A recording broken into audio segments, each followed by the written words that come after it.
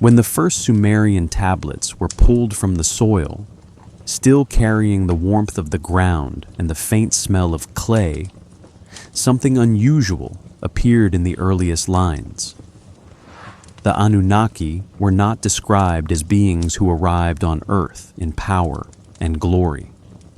They were described as beings who escaped, as if they were running from something older, heavier, and lost to time.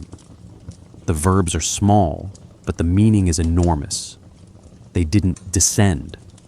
They took refuge. They didn't come to rule. They came to survive. And that single shift, just a few scratches in clay, changes the entire tone of their story. Archaeologists noticed this early. The pre-Sargonic tablets, the ones from before 3000 BCE, carry a softer, almost tired language, not triumphant, not dramatic. More like someone recording the memory of a long journey, the kind where you arrive somewhere new only because you had no choice but to leave somewhere else behind. It's a strange feeling, reading these inscriptions. You expect thunder. You find quiet footsteps instead. And welcome, by the way. I'm really glad you're here. If it's late for you, if the world has been loud today, take a moment to let that go. This space is slow and calm, and you can settle into it however you like. The mystery itself is simple to state and incredibly hard to explain. Later, Mesopotamian myths talk about sky gods arriving from above. Grand entrances, big symbols, but the oldest tablets? They describe beings who were already tired when they reached Earth. Some scholars say it's just a shift in poetic style. Others believe it's a sign of much older stories being carried forward. Stories about a world the Anunnaki lost, and the quiet struggle of reaching a new home. Neither view has all the answers, and both deserve room to breathe. And we're not here to prove or disprove either one. We're here to explore the space in between, the space where ancient writers tried to explain something they barely understood themselves, something they felt the weight of, something they didn't want to vanish. Before we go deeper, take a small breath with me. Let your shoulders drop. Even a little helps. And if you feel like it, notice where you are right now. A bed, a chair, a quiet corner, somewhere that feels safe enough to listen. If you enjoy slow stories like this, thoughtful, gentle journeys through ancient history, subscribing or liking helps more people find them. Thank you for supporting this kind of storytelling. Now picture this. Thousands of years ago, the plains around ancient Sumer were wide and open, the sky turning a deep blue as evening fell. A scribe sat near a small oil lamp, pressing wedges into clay while the wind carried the smell of river reeds. He wasn't writing legends yet. He was writing memory. The memory of beings who arrived not as rulers, but as survivors. And from here, we step even further back, before the tablets, before the temples, into the forgotten world that shaped the stories that would follow. A world preparing slowly, quietly, for the arrival of those who did not come in triumph, but in escape. Across the southern reaches of Mesopotamia, where the Tigris and Euphrates once wandered freely across vast alluvial plains, the world felt different from the one we know today. The air carried the smell of warm silt, the ground held the memory of ancient floods, and low horizons stretched so far that sunrise seemed to climb directly out of the earth. Long before the first Sumerian city rose, and long before the Anunnaki were ever whispered into story, this land was a quiet stage waiting to be shaped. Water carved shallow channels through clay-rich soil, reeds brushed against shifting winds, and the sky opened above in an immense dome of pale blue. When the seasons turned Riverbeds glimmered with bright mineral traces, reminding early wanderers that this region had always been a crossroads between dryness and abundance. When the last ice age retreated around 10,000 BCE, glacial meltwater fed the headwaters of both rivers, sending fresh torrents of sediment southward. These sediments built layer upon layer of fertile ground, some measuring more than 2 meters thick, and each layer carried fragments of crushed shells, quartz grains, and microscopic plant remains. Archaeologists still examine these strata today, noticing how uniform they are, how rhythmic the floods were, how patient the land had been.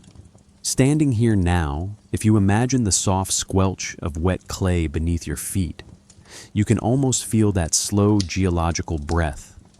Expansion in the flood season, contraction in the dry months, year after year.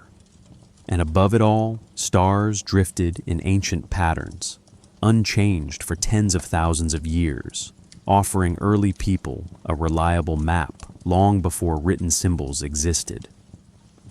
Where the two rivers curved inward toward one another, pools formed in depressions, creating shallow lakes, surrounded by cattails and date palms.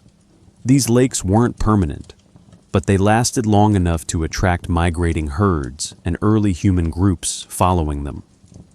Archaeologists at sites like Whaley and Tel el-Abada have recovered flint blades, obsidian fragments, and early pottery sherds from this era, each piece carrying its own quiet story. It's possible that small communities moved seasonally between these pools, guided by water levels and animal tracks.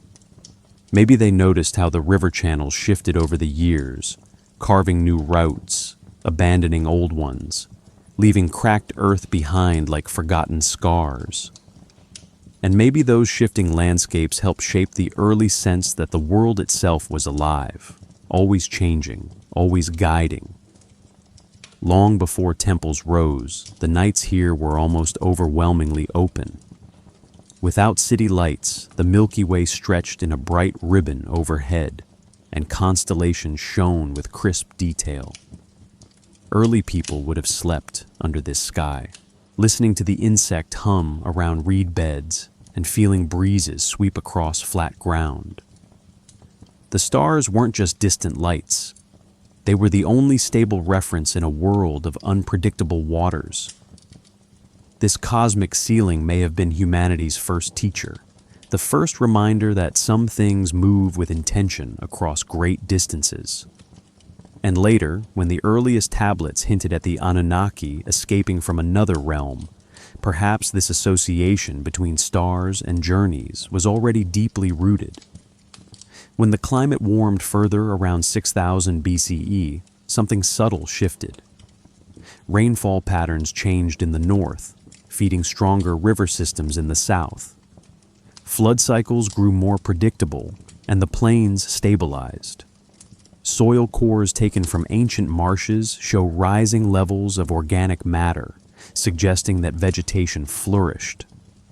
The smell of damp earth, woven with the scent of wild barley, would have been familiar to anyone living here. This stability created conditions for the first permanent settlements, long before writing, long before myth. People began shaping small irrigation ditches with simple stone tools, altering landscapes that had once shaped them. And even though we speak of this era as forgotten, its ecological foundation is the quiet base upon which every later Sumerian city depended. Standing in this ancient world, you'd notice how sound traveled differently. With no buildings to break the air, voices carried far across the plain. You'd hear water lapping against mud banks, distant splashes from animals crossing rivers, and the soft crackle of dried reeds swaying near the edge of marshes. The texture of the ground changed subtly as you walked. Grainy silt near the rivers, firmer clay where old flood layers had hardened, and powdery dust in exposed patches where summer heat baked the soil. Landscape archaeologists often talk about reading the ground. And here, every footstep tells you what the land has been through: flood, drought, wind, time.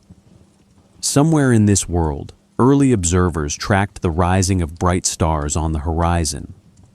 One interpretation suggests they used these celestial markers to anticipate floods, noticing how certain stars reappeared shortly before water levels rose. Another view proposes that these sky watchers connected stellar cycles with migration patterns of animals. The evidence is incomplete, but the possibilities are intriguing. It's possible that by watching the heavens, they began forming the earliest ideas about beings who traveled across vast distances. Ideas that, many centuries later, would evolve into tales of divine arrivals, or divine escapes. Long before the first myths solidified, this landscape was already shaping human imagination. Floods taught humility, starlight taught patience, the wide horizon taught wonder. And in this environment of shifting water and stable sky, people learned to pay attention to rhythms, to signs, to the quiet messages hidden in the world around them. It's not surprising that the earliest stories of gods and memory would take root here. Nor is it surprising that tales of beings seeking refuge might have resonated so deeply. As the rivers carved their way forward and communities slowly grew, the stage was quietly being set for the emergence of the first true cities: Uruk, Eridu, Lagash. Before their walls rose, before their priests recorded histories, before the Anunnaki narrative took shape, this land offered the foundation, a world waiting for footsteps, a world preparing for story. Across the Mesopotamian plain, long before the first Sumerian settlement took shape, the sky held a kind of authority that nothing on the ground could match. Nights were clear, open, and vast, the kind of nights where you could feel the weight of time simply by looking upward. When the sun slipped below the horizon, a blanket of bright stars appeared with a precision that early people could trust, even when rivers shifted and seasons changed without warning. And in this ancient world, where every journey depended on memory and instinct, the sky was more than scenery. It was a guide, a calendar, a quiet presence that seemed to breathe with the land itself. When the winds moved across the empty plain, they carried the scent of marsh plants and drying clay, brushing gently against skin and clothing. You can imagine someone standing there, feet sinking slightly into cool soil, watching the first stars blink into view. Those early observers didn't yet have temples, tablets, or myths. They simply had their senses. They listened to distant water. They felt the temperature drop after sunset. They watched how familiar stars shifted position across the night. And over generations, those observations settled into patterns. Patterns that shaped how people understood their place in the world. Where the land was still wild and untouched, shallow pools reflected the night sky like dark mirrors. Archaeologists have found pockets of ancient lakebed sediment containing pollen from reeds, tamarisks, and date palms, suggesting that vegetation clustered around water long before irrigation existed. If you knelt beside one of those pools thousands of years ago, the surface might have shown you your own reflection blurred with starlight. That soft shimmer, sky meeting water, offered a quiet reminder that the world above and the world below were always in conversation. And maybe that's part of why later stories described beings who crossed between realms. Early people already sensed that boundaries could blur. Long before writing, communities moved across these plains in small groups, following herds, riverbanks, and seasonal resources. Excavations at sites like Jebel Uweli and Tel Choga reveal traces of hearths, stone tools, and early dwellings made from bundled reeds plastered with mud. The rooms were small, sometimes only 3 or 4 meters across, yet they provided shelter from heat and wind. The natural smell of drying mud walls, mixed with the smoke of reed fires, would have filled these spaces. Inside, the nights must have felt safe and contained, even while the larger world outside remained wide open. When archaeologists analyze soil layers from this period, they notice how often ash appears, thin gray streaks pressed between thicker blankets of sand and silt. Some of these ashes come from wildfires sparked during hot seasons. Others come from human activity, small fire pits that left their traces behind. These ash layers help date the earliest human movements here, and they offer a gentle reminder that even the smallest actions, warming hands, cooking food, gathering around a flame, become part of the Earth's memory. The land records things patiently, without hurry, keeping stories long after people have moved on. Under the night sky, the temperature cooled quickly.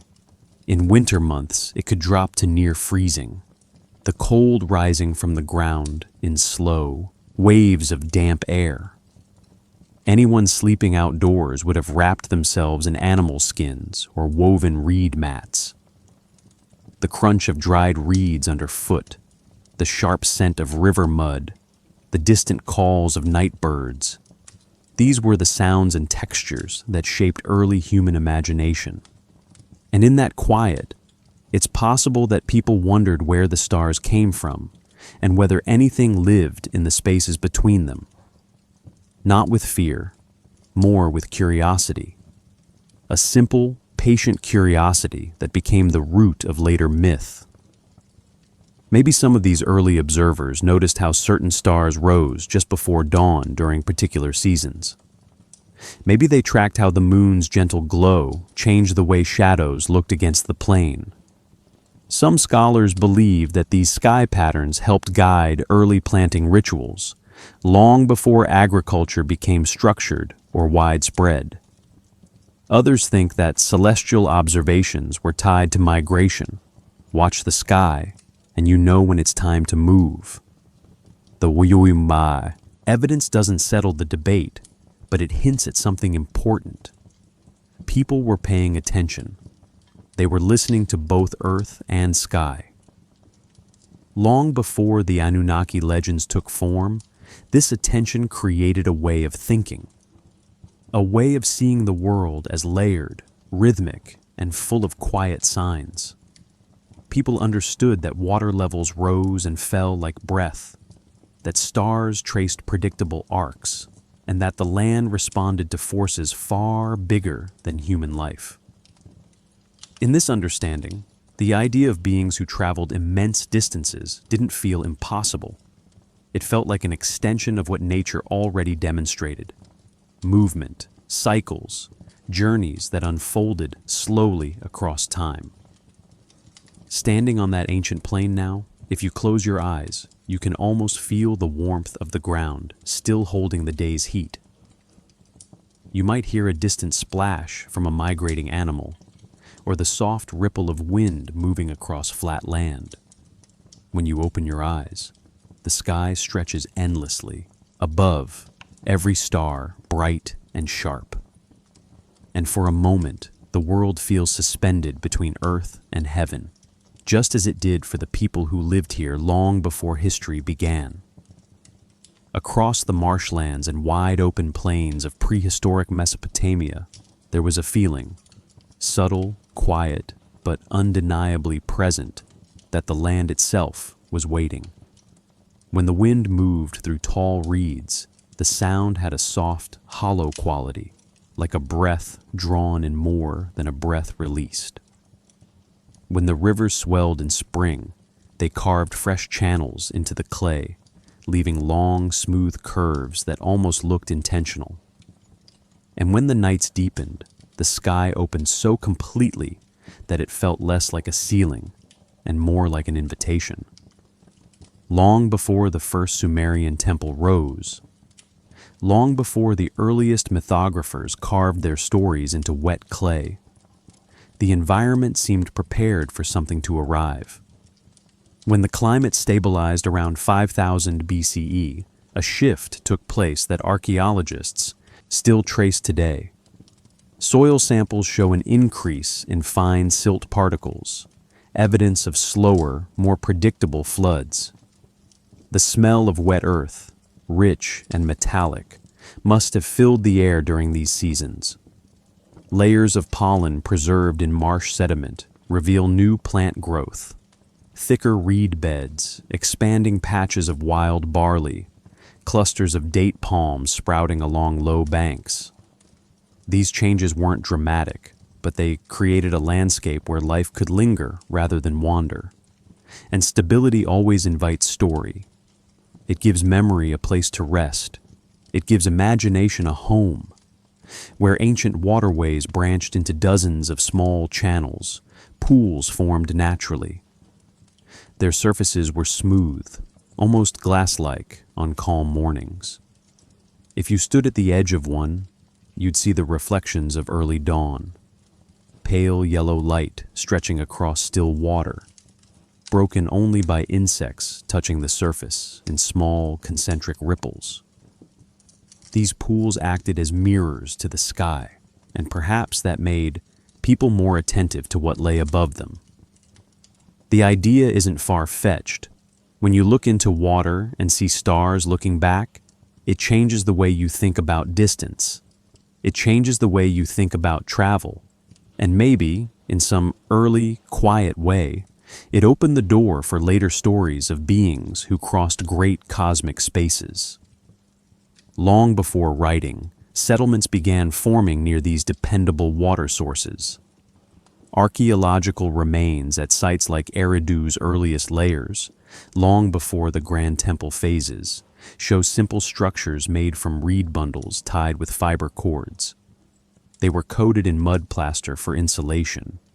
Inside, temperatures stayed moderate, usually around 18 to 20 degrees, even when summer heat outside climbed above 40 degrees. The rooms were small, the floors packed clay, and the air inside held a faint, chalky smell from dry plaster. These little shelters offered protection from wind and sun, and they reveal a relationship between people and place that goes beyond survival. They show intention. They show belonging. And belonging always creates questions. If this land felt like home to its early inhabitants, why would later myths describe powerful beings escaping from somewhere else to reach it? One interpretation suggests that early Sumerians saw their environment as uniquely safe compared to harsher lands beyond the rivers. Another view proposes that the idea of escape reflected older stories carried by migrating groups, stories of ancestors who left difficult homelands behind. Maybe those ancestral memories blended with the landscape itself, forming the earliest seeds of the Anunnaki narrative. Evidence hints at this possibility, though it doesn't confirm it. What it does show is the connection between environment and imagination. When night fell across these early settlements, the sky became even more significant. Without structures to block the view, stars appeared sharply defined. The Milky Way spilled across the sky in bright clusters. The moon cast faint silver light across waterways, turning ripples into shimmering paths. The sensory experience alone would have been powerful. Cool air brushing against skin, the soft buzzing of night insects, the earthy scent of damp clay rising from the ground. In this kind of world, the boundary between ordinary life and cosmic thought became thin. People didn't need grand temples to think about the heavens. The sky was always there, steady, unchanging, quietly encouraging curiosity. Somewhere in these generations, early observers noticed recurring patterns. They watched how Venus brightened before dawn during certain seasons, They tracked the changing position of Orion near the winter horizon. And maybe they began connecting these celestial rhythms with earthly ones: flood cycles, migration routes, planting windows. Scholars debate how formal these observations were, but the connection is unmistakable. Sky and Earth were partners. The world wasn't random. It was organized, layered, meaningful. And that sense of meaning is often the beginning of myth. It's possible that these early communities sensed something else too. That order, once discovered, could also be disrupted. Floods could arrive too early. Winds could shift suddenly. Marshes could dry out unexpectedly. When people live close to nature, they learn quickly that stability can be temporary. And from this understanding, the idea of beings escaping from crisis, rather than arriving in triumph, becomes more relatable, more human. A myth of escape makes sense in a world where survival sometimes depends on leaving. Walking across this ancient land today, if you imagine it without modern boundaries or city noise, you might feel that same quiet anticipation. The ground is firm in some places, soft in others. The air holds a faint mineral scent from ancient riverbeds. The horizon stretches in every direction, unwavering, and the sky above looks almost unchanged since those earliest. Observers tilted their heads upward and wondered who, or what, might be moving through that vastness. This is the world Sumer was born from, a world shaped by water, wind, and starlight. A world that felt open enough for stories of travelers from distant realms, and safe enough for those stories to take root. It was a world expecting footsteps, even if its people didn't yet know whose they would be. Across the southern edges of Mesopotamia, where the land slowly shifted from scattered marsh to more predictable plain, something subtle began to happen. When the riverbanks thickened with layers of fresh silt each year, the soil took on a fine, powdery softness that held footprints longer than before. And when wild barley started appearing in denser clusters, early families paused their seasonal movements more often. Long before Sumer became a civilization, these pauses were the first hints of settlement. The air would have carried a mild sweetness from ripening grain. The ground, warm beneath bare feet, and the sky wide enough to make every horizon feel reachable. Slowly, patiently, the land invited people to stay. When archaeologists study this period, roughly 6,000 to 4,500 BCE, they examine small clues buried in thick mud layers. At sites like Tel Oweli, early structures appear as simple outlines. Reed frames coated in mud plaster, sometimes only 3 or 4 meters across. The thickness of the plaster, often around 2 centimeters, tells us these walls were repaired repeatedly. If you touch them fresh, the surface would have felt cool and slightly gritty, with small pebbles pressed into the clay as reinforcement. These details show intention. They show people returning to the same place season after season. They show the earliest heartbeat of settlement. Where marsh and plain met, early irrigation ditches began to appear. They were shallow, often no more than half a meter deep, and carved with stone blades or hardened wooden tools. These channels carried water from the main river branches into areas where grain could grow more reliably. The smell of running water mixing with warm soil must have been familiar here, a soft mineral scent rising each morning as sunlight warmed the earth. Scholars debate whether these early ditches were accidental developments from natural water flow or deliberate engineering. One interpretation suggests communities simply deepened existing marsh channels. Another proposes that these were intentional experiments in food stability. The evidence hints in both directions, leaving room for quiet wonder. Long before writing captured these moments, the land itself preserved hints of daily life. Fragmented grinding stones appear in excavation layers, their surfaces worn smooth by repeated motion. Some measure around 25 centimeters long, shaped perfectly for hand use. If you held one now, you'd feel the shallow curve carved by decades of grain being crushed beneath it.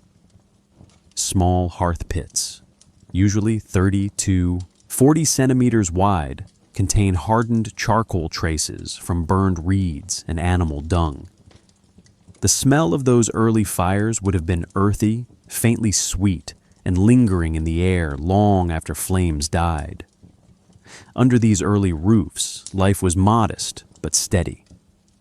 Clay floors hardened by repeated trampling show faint impressions of baskets, jars, and woven mats. Animal bones from goats and sheep appear more frequently in later layers, showing a gradual shift toward herding. Scholars interpret this as a sign that people were no longer simply passing through.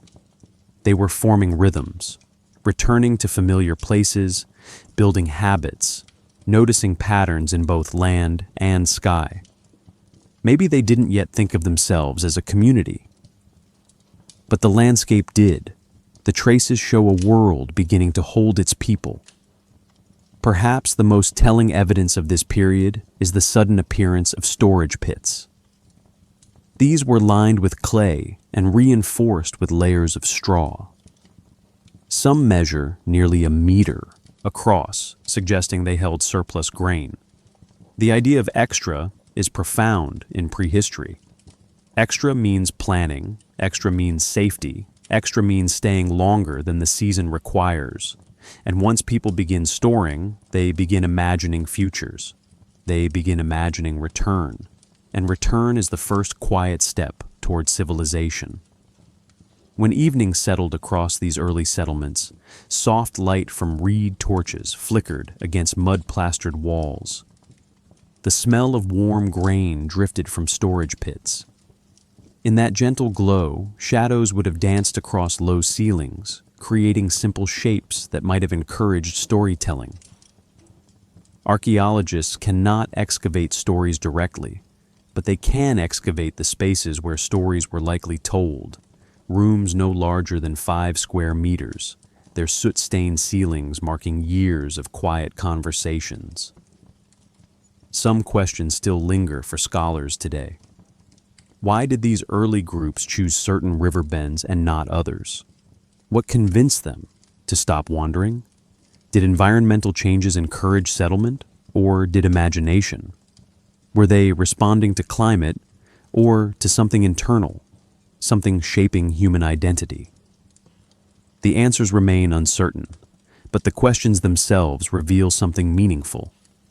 By this period, humans were beginning to shape the land as much as the land shaped them. Standing in these early settlements now, you could run your hand along a reconstructed wall and feel the same textures they once felt. Smooth clay, embedded straw, patches of dried plaster that crumble softly at the edges. You might notice how sound travels gently across an open courtyard, how water carries faint echoes through narrow channels. These sensory details matter because they are the world from which writing, myth, memory, and later the Anunnaki narratives emerged. As the land continued to stabilize, and as settlement patterns grew stronger, something remarkable began to happen. People started marking things, counting, tracking, shaping simple symbols in clay. Memory moved from mind to material. When the first symbols were pressed into clay, the world changed in a way no one living at the time could have understood. Across the growing settlements of southern Mesopotamia, damp river clay became more than building material. It became memory. It became a way for people to hold on to information that might otherwise vanish with the seasons. And in this quiet transformation, this moment when clay learned to speak, we see the earliest foundation of the tablets that would one day mention the Anunnaki not as triumphant arrivals, but as beings who escaped. To understand those later inscriptions, we have to look closely at this first leap from thought to symbol. When archaeologists sift through the earliest layers of Uruk, dated roughly 3400 BCE, they find small tokens shaped like spheres, cones, and flattened discs. Many measure just 1 or 2 centimeters across. Their surfaces feel smooth, slightly polished by repeated handling. These tokens were used to count grain, livestock, oil, and textiles. You can imagine someone holding a handful of them, the clay warm from their palm, each piece representing something real: a goat, a harvest, a jar of oil. Eventually, people pressed these tokens into wet clay tablets. The impressions they left became the first proto-writing system: practical, simple, powerful. Where workspaces once stood, open courtyards of trampled clay, archaeologists have found groups of tablets abandoned in clusters. Some tablets are small, only 5 or 6 centimeters wide, their edges rounded like river stones. Others are larger, nearly 20 centimeters across, with more complex markings. The grooves created by reed styluses still hold tiny flecks of mineral residue. If you run a finger across one of these tablets today, the indentations feel shallow yet precise, each symbol carrying the weight of repeated practice. These objects show a world ready to organize itself, ready to record itself, ready to remember. In 1928, a young excavation assistant named Harold Burney worked under the blistering sun at the Uruk 4 site. The air smelled of hot dust and baked clay as workers cleared a narrow area near what they believed to be an administrative building. Burney brushed aside loose soil with a small wooden tool, expecting more pottery fragments. Then he felt something firmer beneath the layers of sediment. Kneeling down, Burney carefully exposed a rectangular clay tablet. Its surface was unusually smooth, preserved by a collapsed wall that had shielded it from erosion. He lifted it gently, surprised by the weight, nearly 300 grams. Under the tense shade, he tilted the tablet toward the light and saw rows of symbols unlike the counting impressions he had been cataloging. These weren't tokens pressed into clay. These were deliberate marks, early cuneiform signs, lines angled with intention, tiny wedges arranged in repeating sequences. The tablet recorded rations issued to workers, but at the bottom, Burney noticed an odd line, a sequence of symbols that scholars now interpret as those who entered seeking place, not arrived, sought, not descended, entered to find refuge. Burney brought the tablet to the site director, who confirmed its unusual phrasing. That single line opened a new avenue of interpretation, suggesting that some early administrative texts retained echoes of older oral traditions hinting that important figures in their mythology did not come in conquest, but in need. One tablet, one phrase, a quiet shift in understanding that still shapes Anunnaki debates today. When the climate warmed slightly during the Uruk expansion period, more people settled near waterways. Workshops began producing tablets in larger numbers. You can picture the atmosphere: clay soaking in shallow pits, styluses arranged on reed mats, scribes sitting cross-legged on packed earth floors, the scent of wet clay mixed with smoke from small hearths used to dry finished tablets. Many tablets were dried in the sun. Some were lightly baked, giving them a pale reddish tint. These physical details matter because they reveal a world transitioning from memory spoken to memory fixed in material. When these early tablets are compared, Scholars notice patterns. Certain symbols appear in clusters. Some mark quantities. Others identify professions. A few refer to places or titles we still don't fully understand. Competing theories propose different explanations. One view suggests these early writings were entirely practical, records of taxes, grain, labor.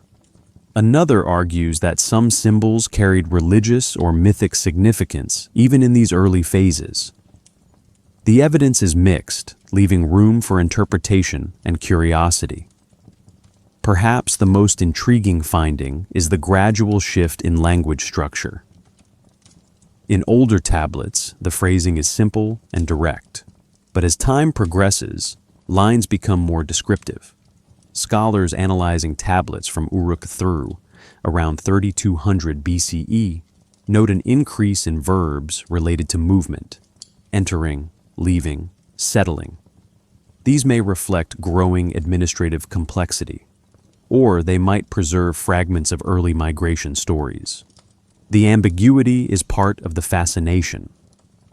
Inside excavation rooms today, where tablets are cleaned with soft brushes and low-moisture cloths, the air feels cool and still. Researchers handle these objects carefully, aware that each indentation represents a moment in deep time. The clay feels dense, the edges slightly brittle. Under angled museum lights, the wedge-shaped marks cast tiny shadows, making the symbols look alive. Standing there, you can sense how writing emerged, not from ambition, but from need. A need to track, remember, preserve. Some unanswered questions remain. Why did writing appear so suddenly in this region? Did earlier symbolic systems exist that left no trace? Were certain phrases, like Bernie's discovery, echoes of older memories now lost? And how much of later myth grew from administrative phrasing that held deeper cultural meaning? The questions do not weaken the discoveries. They simply expand the landscape of wonder. As people learned to shape words into clay, stories began finding form. Myths, too, eventually grew from this technology. Myths that would later describe the Anunnaki's movements, motivations, and perhaps their escape. Across the early landscapes of southern Mesopotamia, something remarkable began to take shape. Not suddenly, not dramatically, but through small patterns repeated over generations. When the first clusters of reed houses appeared side by side, the idea of community began forming quietly. When irrigation channels deepened and stretched farther each season, cooperation became necessary. And when writing settled into a recognizable system, memory itself changed. These patterns, environmental, social, economic, and symbolic, are what formed the early backbone of Sumer. They reveal how a scattered collection of settlements transformed into the world's first civilization, the same world that later preserved hints of the Anunnaki, not as divine conquerors, but as beings who entered seeking refuge. When archaeologists look at early settlement maps from around 3800 BCE, they notice something striking. The distance between villages grows smaller. Sites like Uruk, Eridu, and Lagash begin showing evidence of planning. Shared pathways, aligned courtyards, communal storage areas. If you were walking through one of these growing settlements, the ground would feel firm beneath your feet, packed down by many footsteps. The air would smell of drying reeds, wet clay, and cooked grain. You'd hear goats bleating in small pens and the rhythmic scrape of hose shaping irrigation channels. In these environments, patterns of daily life began weaving people together in ways migration never could. Where workshops emerged, archaeologists find clusters of discarded clay fragments, broken tablets, misfired pottery, fragments of molds used for accounting tokens. These fragments tell us that certain skills became specialized. Someone shaped clay, Someone carved styluses, someone recorded numbers, someone built tools. And specialization always reveals a pattern, a society stepping away from total dependence on the land toward shared roles and interdependence. This shift is foundational in classical archaeology, and it helps explain how myths evolved alongside administration. When roles diversify, stories diversify. When people share labor, they share meaning. When researchers analyze temple precincts from this era, they find construction patterns that repeat in predictable ways. Mud brick walls roughly 60-80 centimeters thick. Platforms raised above flood level by layers of compacted clay. Courtyards open to the sky, allowing light to fall on ritual spaces. Some buildings include niches that still hold traces of gypsum plaster, a smooth, chalky white coating that would have brightened interiors. These architectural elements hint at emerging religious roles, though their exact function remains debated. One theory proposes that these early temples coordinated grain distribution. Another suggests they served as cosmological centers, aligning with specific stars or seasonal markers. The truth may include both, reflecting a world where the practical and the sacred were never far apart. Long before myths became elaborate narratives, patterns in the land itself shaped belief. Flood cycles determined planting rhythms. The rising of bright stars like Sirius or Venus signaled seasonal transitions. And over time, communities began associating celestial patterns with earthly stability. This connection, sky to land, became a bridge for early myth-making. If stars guided seasons, perhaps they guided people too. If rivers could change course, perhaps stories needed anchors. And in this blend of observation and interpretation, the earliest seeds of the Anunnaki narratives took root. Maybe the most important pattern that formed during this era was the way people began grouping themselves. Archaeologists see evidence of neighborhoods, clusters of homes arranged around shared courtyards, floors hardened through repeated use, hearth pits dug and redrawn, storage jars built into walls. The layout feels intentional.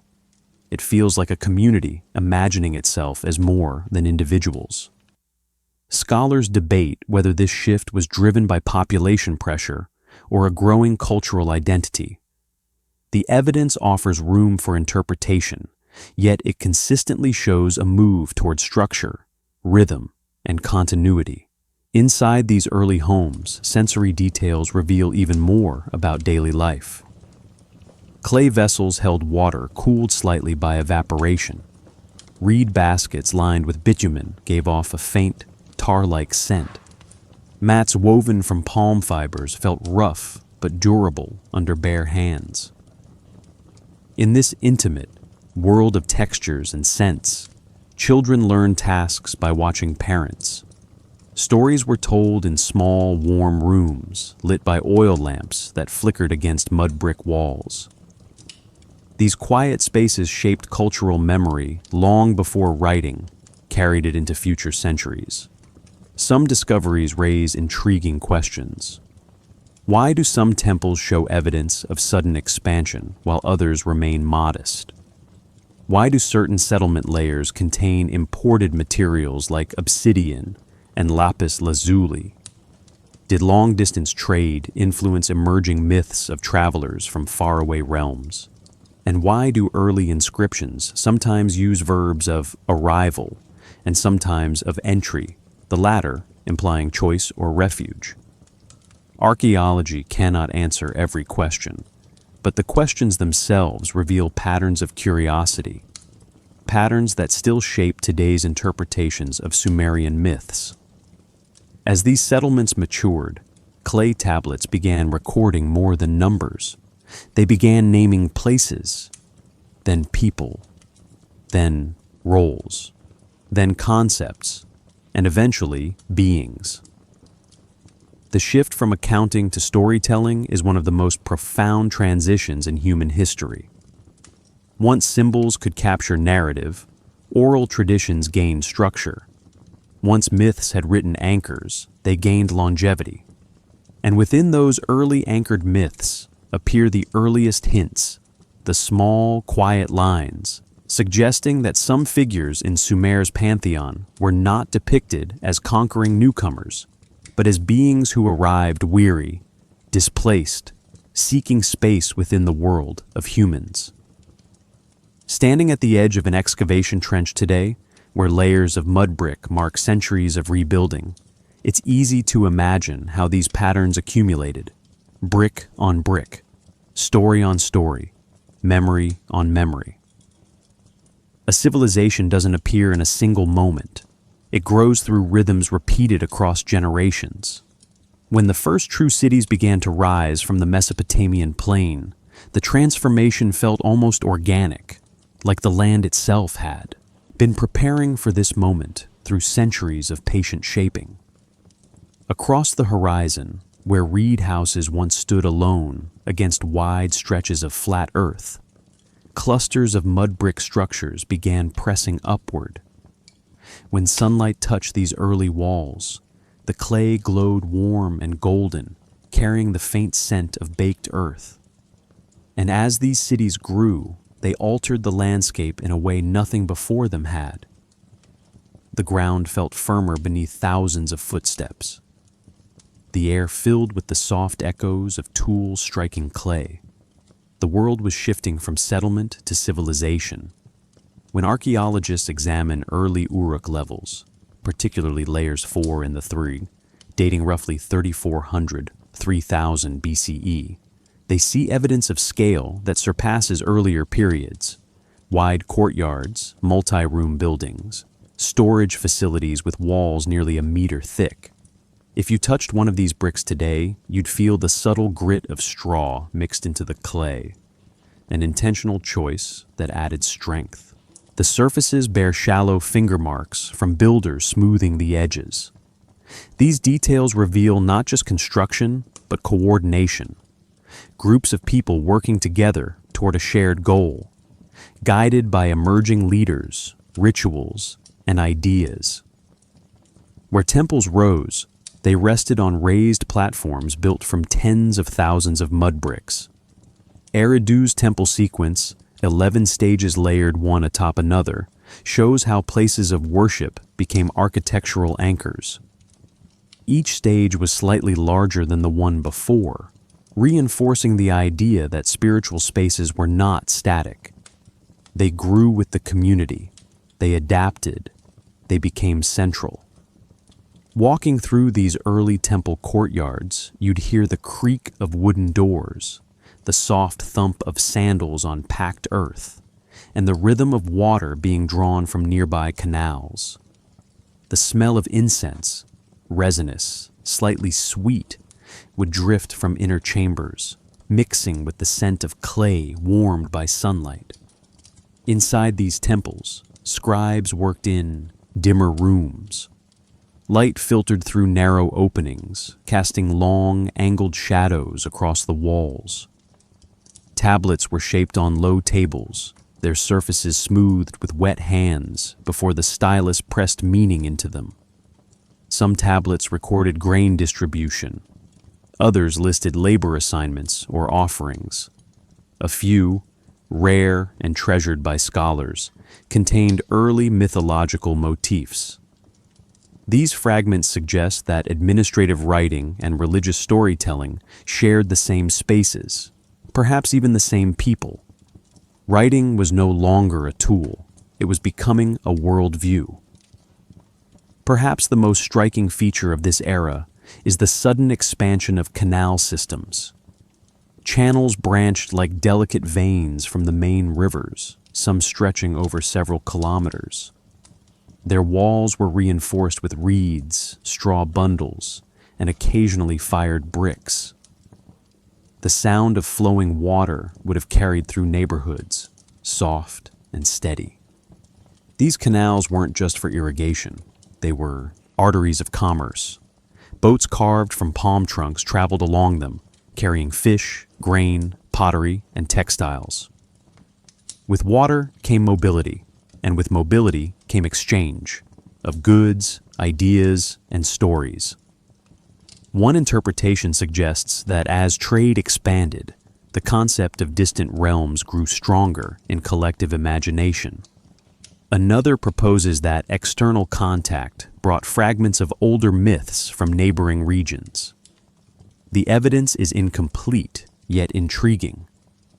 When later myths speak of beings who traveled from afar, beings who did not arrive but escaped, it's possible those ideas took shape during this era of widening horizons. People began imagining worlds beyond their own, and once imagination expands, myth inevitably follows. Inside the city walls, sensory details reveal even more about daily life. The texture of polished stone weights, used for measurement, felt cool and smooth in the hand.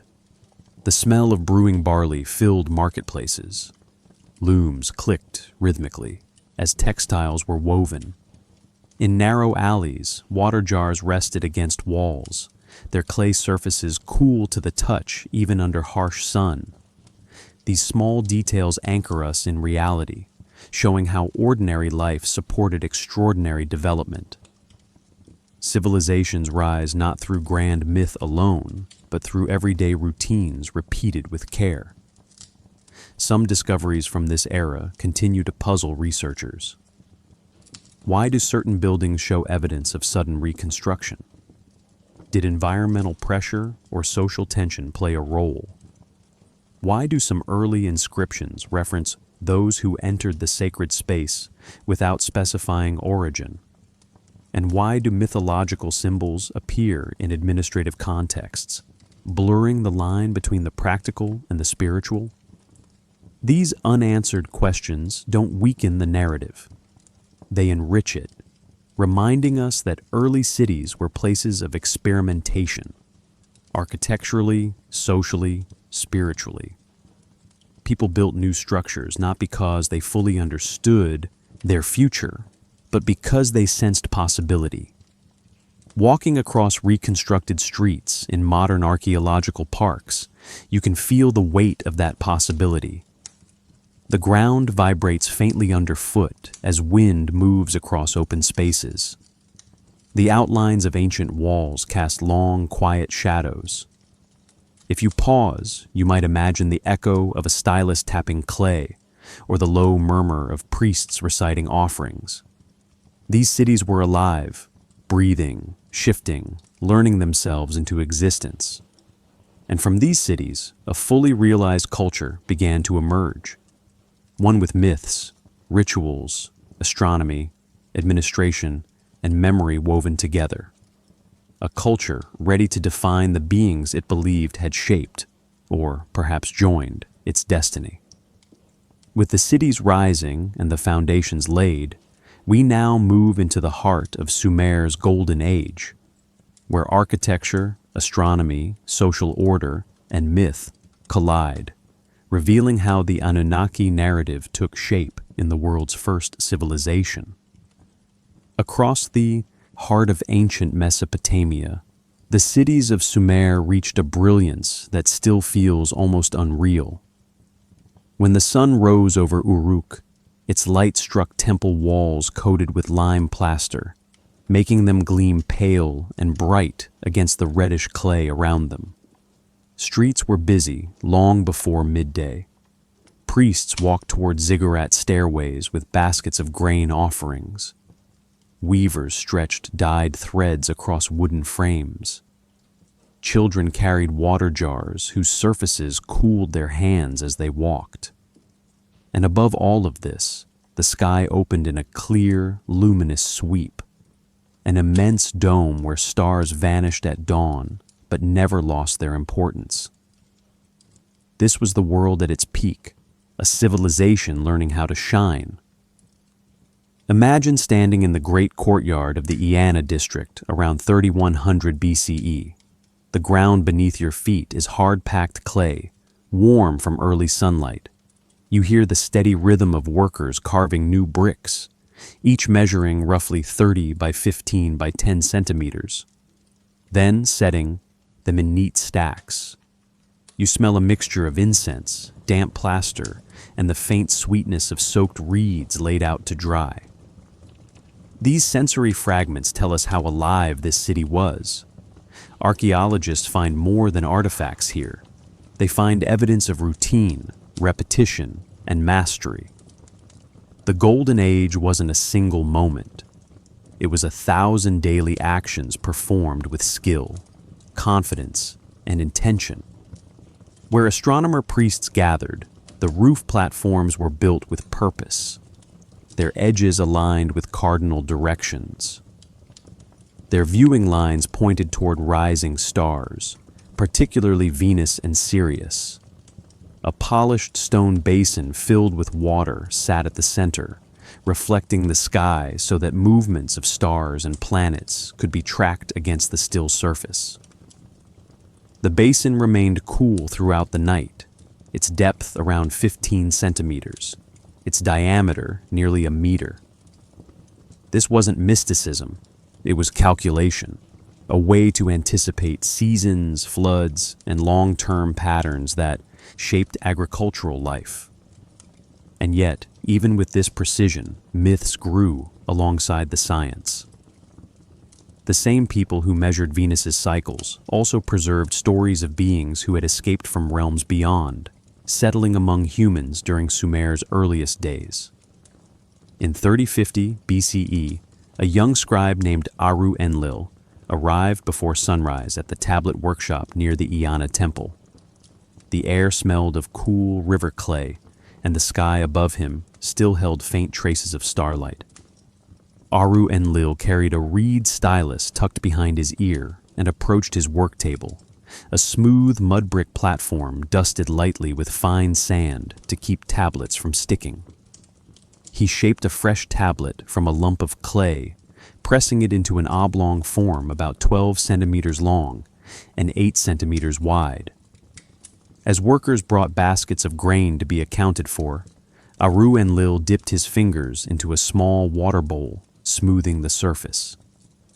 Then he pressed his stylus into the wet clay. Quick angle, soft wedge, another stroke, each mark crisp and deliberate. Midway through his entries, a priest approached with an unusual request: record a ritual inventory for an offering dedicated to those who came seeking dwelling. The phrasing struck Aru-Enlil as odd. He had encountered references to deities, ancestors, and officials, but not this. Still, he recorded it carefully, the stylus leaving a visible rhythm of symbols across the clay's surface. By sunset, the tablet dried enough to hold its shape. Aru-Enlil placed it in the storage alcove, unaware that thousands of years later, archaeologists would find it intact.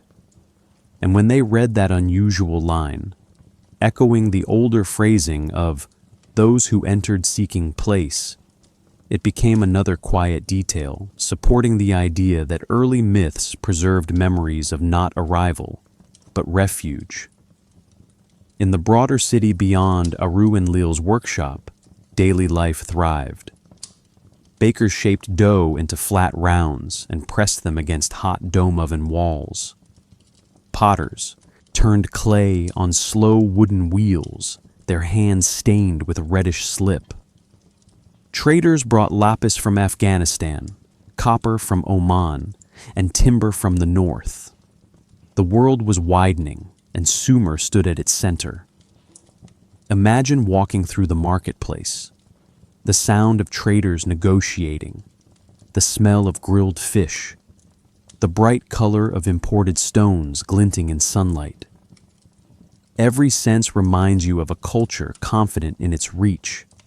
This confidence extended to engineering. Canals stretched like deliberate veins through the land, some nearly 3 kilometers long, their walls lined with reeds and reinforced mud brick. Water distribution was measured using stone weights, often around 250 to 500 grams, each one polished smooth by years of handling. Night after night, the sky served as a steady guide. When Sirius rose just before dawn, it marked a shift in seasonal labor. When Venus brightened at sunset, priests noted omens. Astronomy wasn't separate from life. It was woven into farming, ritual, and even city planning. And yet, even in this brilliance, the edges of uncertainty appeared. Some temples expanded suddenly, as if responding to unseen pressures.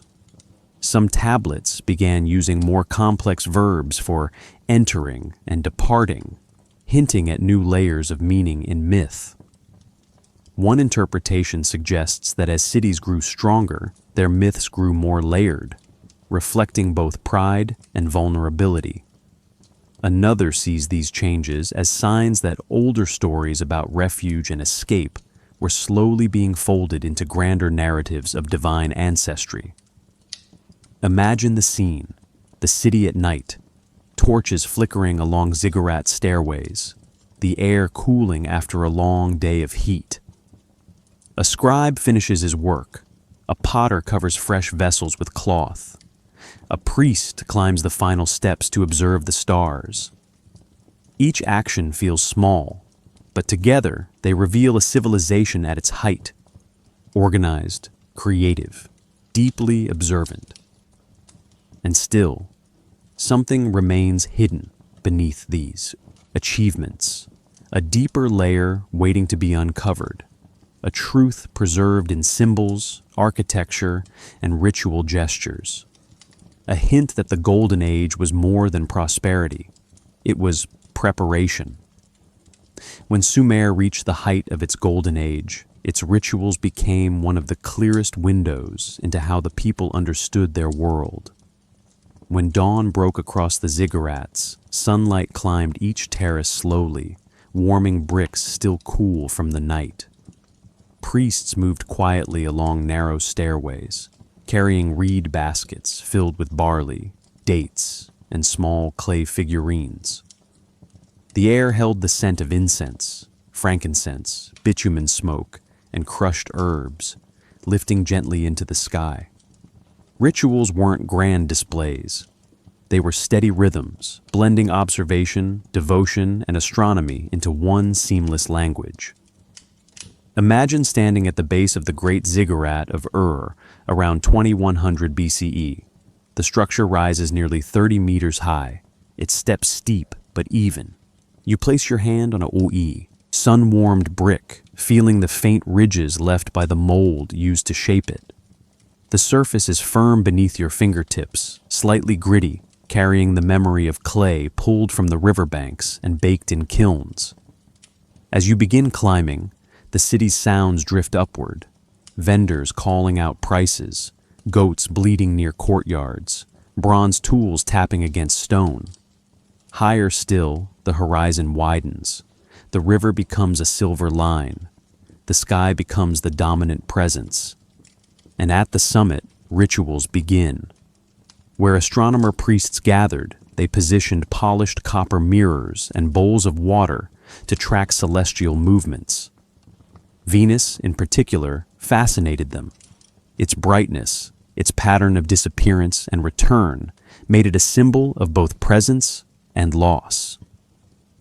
Scholars translate certain temple inscriptions referencing the wandering light that departs and returns as markers of Venus cycles. And linked to these inscriptions are deeper lines describing figures who entered the world weary, finding rest within the sacred places. One interpretation suggests that celestial rituals were metaphors for mythic journeys. Another proposes that myths were shaped by astronomical observation. The truth may lie somewhere between, ritual informing myth, myth guiding ritual. Inside temple chambers, the atmosphere was noticeably cooler. Thick walls, ranging from 60 to 90 centimeters, held steady temperatures even in summer. Light entered through narrow slits, falling in long diagonal beams across altars. The floor beneath your feet would feel firm, compacted by centuries of footsteps.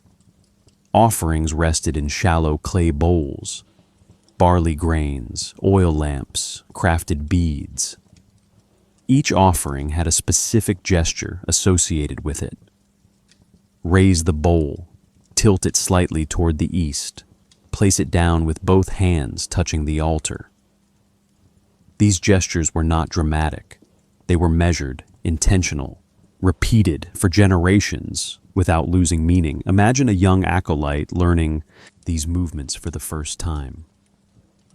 Their hands tremble slightly as they carry a small oil lamp.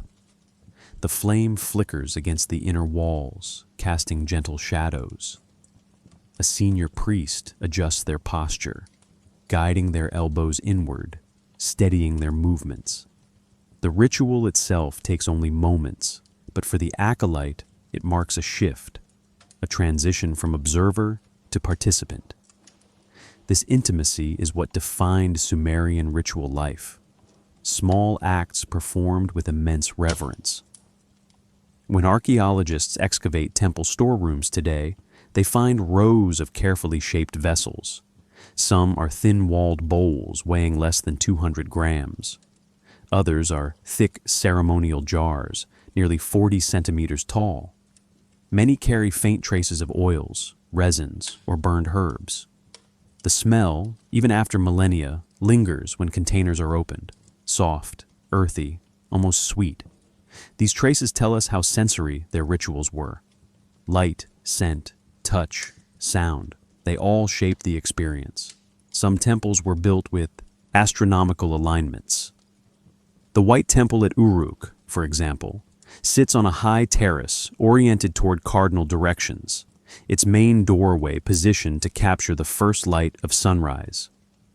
When light entered the chamber each morning, it highlighted carved niches and inscriptions, creating patterns across the floor. Perhaps those who entered saw this as a sign. Perhaps they believed the light acknowledged their offering. Or perhaps the alignment served a practical purpose, marking seasonal shifts important for agriculture. Scholars debate these interpretations. None cancel the others. Rituals always held layers.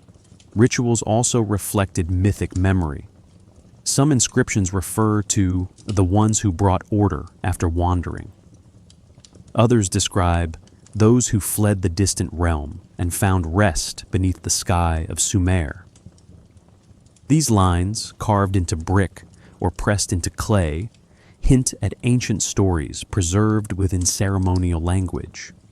They do not support literal descent from the stars, nor do they dismiss symbolic meaning. They preserve something older, a memory of movement, of refuge, of beings seeking stability in a world guided by rivers and stars. Imagine standing outside the temple at dusk. The sky deepens to a soft violet. Torches flicker along pathways. The first stars appear, Aldebaran rising low, then the steady arc of Orion. The astronomer priests take their positions again, water bowls reflecting the deepening sky. You hear nothing but wind brushing across the terraces. It feels peaceful. It feels intentional. And you understand why rituals mattered. They weren't just offerings. They were ways of aligning human life with cosmic rhythms. Even at its height, though, the Golden Age carried whispers of uncertainty. Some temples show evidence of sudden rebuilding. Some inscriptions become fragmented or stylistically inconsistent. One interpretation suggests political shifts. Another proposes environmental pressures. But a quieter interpretation exists too, that the stories of arrival and escape began to intertwine, creating myths that held both pride and vulnerability.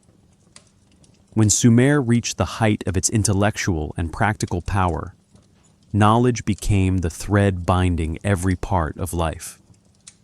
When the first light of morning touched the rooftops of Uruk, the city stirred not only with work, but with thought. Scribes prepared tablets, farmers measured water levels, Priests tracked celestial patterns across a sky they believed reflected deeper truths. And everywhere, from temple terraces to quiet household courtyards, knowledge flowed like the canals that shaped the land. It didn't belong to one group. It belonged to the rhythm of the entire civilization. Imagine walking through a Sumerian schoolroom, a small open courtyard where reed mats are spread across packed clay. Young students sit cross-legged, each holding a small clay tablet shaped like a palm-sized oval. Their styluses scratch softly, producing rows of neat, wedge-shaped strokes. The sound is steady, almost soothing. These students are practicing lists: plants, animals, professions, cities, tools. Knowledge begins with classification. You can feel the sun warming your shoulders, hear distant water flowing through an irrigation channel, smell the faint sweetness of clay drying in the morning air. This is how a civilization learns itself, by naming its world piece by piece. Where scribes recorded more complex information, tablets grew larger. Some measured nearly 30 centimeters wide and weighed over 2 kilograms. These tablets held mathematical tables, geometric calculations, and astronomical observations. Many include numerical systems based on 60, a structure that still shapes our clocks today. When researchers examine these tablets, the wedge marks remain sharp, each symbol a reflection of practiced hands. What's striking is not that they recorded practical data, it's that they recorded patterns: flood intervals, star risings, grain yields across seasons. In doing so, they created continuity. Knowledge didn't vanish when a person died, it outlived them in clay. Some of this knowledge hints at deeper interpretations. Certain tablets reference cycles of wandering stars, a phrase scholars link to planetary motion. Others mention the light that hides then returns, a poetic description of Venus disappearing behind the sun. And woven into administrative texts, unexpectedly, are lines referencing the ones who entered seeking place. These lines do not appear often, but when they do, they stand out. One theory suggests that mythic memory flowed naturally into record-keeping. Another proposes that rituals influenced how scribes framed events. A third hints that older oral stories were still alive, shaping language in subtle ways. Inside workshops where tools were made, knowledge took a physical form. Copper ingots were hammered into chisels, blades, hooks. Each tool bore marks from the forge, darkened edges, hammered surfaces, slight bends from repeated heating and cooling. If you held one now, the metal would feel cool and dense in your palm, its shape imperfect but intentional. Craftsmen learned by watching elders, by repeating motions until precision became instinct. This was a different kind of knowledge, one measured not in symbols but in skill. Archaeologists still admire the symmetry of Sumerian metalwork. Evenly tapered blades, balanced chisels, smooth rivets securing wooden handles. Such objects show mastery, and mastery always suggests cultural maturity. Imagine stepping into a family courtyard during midday. The ground feels warm under your feet. A woman grinds grain on a stone slab, her movements slow and rhythmic. The faint smell of crushed barley rises. A pot simmers nearby, steam drifting upward in soft curls. Children play with clay animal figurines, shaping their own tiny world. Above them, the sky burns a deep blue. In scenes like this, knowledge isn't grand, it's practical, it's survival. And yet these simple routines built the stability that made intellectual discovery possible. Astronomical knowledge deepened during this era too. Roof platforms were constructed with flat surfaces and sighting stones, small carved markers used to align observations. When night fell, priests measured the position of Orion's belt against the horizon or tracked Venus during its evening rise. The stars offered both reassurance and curiosity. They gave structure to ritual, aided planting schedules, and inspired mythic interpretations. Some scholars argue that Sumerians believed certain stars represented beings who wandered long before settling. Others disagree, seeing these references as purely symbolic. The debate continues, yet both views acknowledge how central the sky was to their worldview. Some discoveries still raise questions. Why did scribes sometimes merge mythic titles with administrative roles? Why do astronomical tablets occasionally use language associated with migration? Did stories of refugee influence how cosmic events were described? Or were cosmic events used to explain older myths of movement? These unanswered threads don't weaken the narrative. They make it richer. Knowledge in Sumer never stood still. It adapted, absorbed, reinterpreted. Imagine dusk settling over the rooftops. Lamps flicker in small doorways. A scribe finishes a long tablet and sets it on a drying rack. The day has been full of learning, recording, crafting, observing. But the quiet that follows feels peaceful. It feels earned. Above him, the first stars appear once more, steady as ever. Reminders that knowledge grows in cycles, just like the sky itself. When you stand before the ruins of a Sumerian temple platform today, it is easy to see only sun-baked bricks and eroded corners. But beneath this quiet geometry lies a deeper world, one shaped by astronomical intention, symbolic planning, and patterns that were never meant to be obvious. When sunlight falls across these ancient foundations, it reveals angles and shadows that shift with patient precision. And when night returns, the temples align themselves with constellations that were once used to guide rituals, calendars, and mythic memory. The hidden dimensions of Sumer begin not with tablets, but with silence, the kind of silence that waits for you to look closer. Imagine walking along the base of the White Temple platform at Uruk.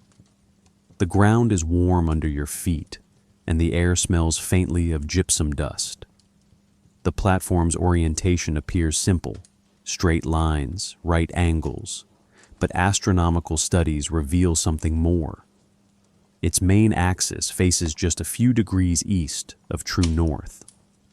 At dawn, on certain days of the year, light enters narrow openings and illuminates interior niches with surprising accuracy. Archaeologists measuring these alignments note deviations of less than 1 degree, a level of precision remarkable for mud brick construction. One interpretation suggests the builders tracked star risings to determine orientation. Another proposes they used shadow lengths, a practical and reliable method. Yet the symbolic meaning behind the orientation remains debated. Where the hidden becomes most visible is in the niches and recesses embedded into temple walls. These shallow cavities, often 20 to 40 centimeters deep, create patterns that seem decorative at first glance. But when researchers examined plaster fragments under microscopy, they found traces of crushed shell, reflective quartz dust, and gypsum crystals. Under torchlight, these materials shimmered faintly. Perhaps this shimmering was meant to mimic starlight. Perhaps it represented the presence of divine order. Or perhaps it served a practical role in guiding priests through dim interior rooms. The uncertainty is not a weakness. It is an invitation to keep listening to what remains unseen. Beneath some temple floors, archaeologists have uncovered hollow chambers known as ritual voids. These spaces measure roughly 1 meter long, lined with waterproof bitumen and sealed with clay caps. When first discovered, they were empty, completely empty. No offerings, no bones, no figurines, just silence. One interpretation suggests they were resonance chambers used in ceremonial chanting. Another argues they were symbolic wombs, architectural metaphors for beginnings, endings, and returns. A third view links them to mythic references of beings who entered beneath the sacred ground to rest.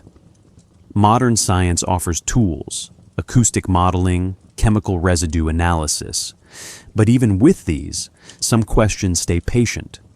Some mysteries hold their shape. Imagine a priest standing atop a ziggurat at dusk. The sky darkens slowly, turning from pale gold to deep indigo. Stars appear one by one. The priest adjusts a polished copper tool, half mirror, half sighting instrument, aligned with the rising of Venus. This tool, found in fragments at several sites, suggests a level of observational sophistication not always acknowledged. But its purpose remains uncertain. Was it for measuring, for ritual timing, for symbolic reenactment of mythic journeys? The most careful scholars avoid claiming certainty. Instead, they offer possibilities: practical, spiritual, or both. What if the precision in temple alignment reflected not scientific ambition, but a worldview where the cosmos and Earth were inseparable? What if the reflective plaster symbolized the belief that divine presence shimmered quietly across all things? What if the empty chambers were not meant to hold objects, but to hold meaning? Gaps intentionally created to invite silence into ritual? These interpretations do not contradict archaeology. They expand it. They remind us that practical design and symbolic intent can coexist without conflict. There is another hidden layer: the absence of sound. Thick mud brick walls, ranging from 60 to 90 centimeters, create acoustic insulation. Inside these rooms, the outside world disappears. The temperature cools. Footsteps become hushed. Whispered chants linger longer in the air. Some chambers magnify low frequencies, producing a soft, resonant hum. Perhaps this acoustic quality shaped rituals. Perhaps it shaped imagination. Silence can be a teacher. It can be a threshold. It can be a reminder that the unseen is often as important as the visible. Modern imaging techniques, ground-penetrating radar, photogrammetry, chemical spectroscopy, have revealed layers beneath temples that builders repeated intentionally: alternating mud brick densities, subfloor channels, plastered pits. Some of these features have clear functions. Others remain ambiguous. Scholars offer competing explanations rooted in engineering, symbolism, and ritual necessity. But even with advanced technology, parts of these temples resist interpretation. They remain quiet. They remain patient. They remain hidden. And perhaps that is appropriate. The Golden Age is brightest not where understanding is complete, but where something remains just out of reach. When we turn from temples to tablets, a new kind of hidden world appears, one shaped not by bricks or astronomy, but by symbols that carried layers of meaning far beyond their simple strokes. When the stylus pressed into soft clay, it did more than record grain rations or labor lists. It captured ideas, memories, and beliefs that were never meant to be literal. And beneath these symbols, beneath their steady repetition across centuries, something deeper begins to emerge. A set of patterns linking myth, movement, and cosmic refuge. Imagine holding a freshly shaped clay tablet in your hand. The surface is smooth, slightly damp, cool against your fingertips. A scribe leans forward, stylus poised, and begins writing. You hear the soft taps, the gentle scraping, the rhythmic impressions forming neat rows. Some symbols represent objects, sheep, grain, vessels. Others represent actions, entering, leaving, giving. But then there are those few, rare symbols tied to mythology, signs for sky realms, for the exalted ones, for beings who departed from danger. These symbols sit quietly among administrative entries, almost hidden, yet undeniably intentional. Why place myth within routine records? Scholars debate this, offering interpretations that reveal how myth and practicality blended in unseen ways. Where mythology becomes most enigmatic is in the cylinder seals, tiny carved stones rolled across wet clay to leave intricate patterns. Many seals show processions of deities, winged figures, or beings seated before star symbols. One well-known seal, dated around 2300 BCE, depicts 7 celestial markers arranged above a scene of divine figures. Mainstream scholars interpret these symbols as astral motifs tied to known constellations. Some researchers, however, propose alternative interpretations, suggesting they represent stages of a myth about beings who escaped from the upper realm and sought rest in the land between rivers. Perhaps these interpretations stretch beyond the evidence, or perhaps they reflect memories older than writing itself. Beneath these images lies another hidden dimension, the deliberate ambiguity of Sumerian symbolism. Many symbols carry multiple meanings depending on context. A star can mean God, but also sky, or brightness, or fate. A boat can represent literal travel across water, or metaphorical passage between realms. A mountain symbol can refer to geography, or to sanctuary. This flexibility invites layered readings. What if the symbol for arrival was later used to represent escape? What if the earliest myths described beings fleeing catastrophe rather than descending with power? These possibilities remain open, sitting quietly beneath the surface of the texts.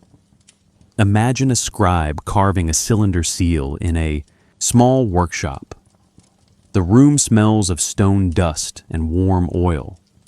Light enters through a narrow slit, falling across the tiny seal, only 3 centimeters tall, yet filled with cosmic imagery. He engraves a figure rising toward a star. The carving is delicate, requiring steady breath and practiced hands. He pauses, rotates the seal, carves another symbol beside it, a door, a passageway, then a wave-like motif. To him, these shapes carry meaning tied to his training. To us, they carry hints, pieces of a worldview we can glimpse but not fully recover. The resulting impression on clay reveals a story that sits somewhere between the practical and the eternal. Modern analysis offers concrete insights. Archaeologists use high-resolution imaging to study wear patterns on seals, revealing which scenes were used regularly and which were ceremonial.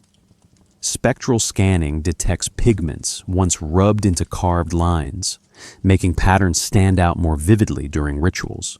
Some seals show evidence of frequent handling, suggesting they were tools of daily life. Others appear pristine, perhaps reserved for special occasions. These distinctions help scholars understand how symbols moved through Sumerian society. Yet they also raise new questions. Why do certain mythic motifs appear only on rarely used seals? Why do others appear everywhere, from temple storage rooms to household shrines? The answers remain quietly unresolved. Stillness also plays a role in the symbolic world. Some tablets contain long blank spaces, intentional gaps between lines. These gaps measure anywhere from 2 to 5 centimeters, unusual in administrative documents.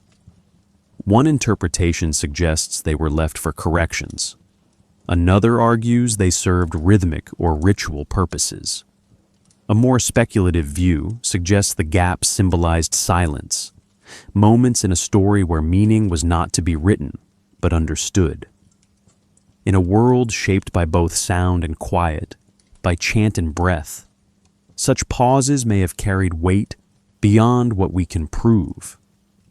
What if the symbols referencing exalted ones were not meant to describe literal beings at all, but ancestral memories of travelers, humans fleeing distant catastrophe and gradually becoming mythologized?